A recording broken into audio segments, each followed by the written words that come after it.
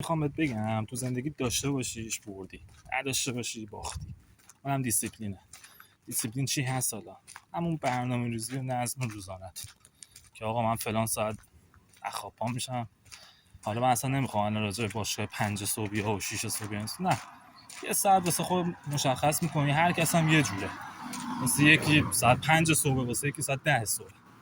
مهم اینه که تو بتونی مفید از ساعت‌های روزت استفاده بکنی. که آقا جان الان 10 صبح پا میشی، چه میدونم تا ساعت 1 تا 1 ظهر فلان کارو انجام میدم طبق برنامه، از 1 تا 4 فلان کار. و همین دیسیپلینه باعث میشه که شما موفقیت رو اگه قرار باشه تو 10 سال به دست بیاری، با این دیسیپلین تو 1 سال به دست میاری. حدودی دارم بهتون میگم، مثالی دارم بهتون میگم. در کل این دیسیپلین کاملا میتونه شما رو تو زندگی جلو بندازه و باید داشته باشی.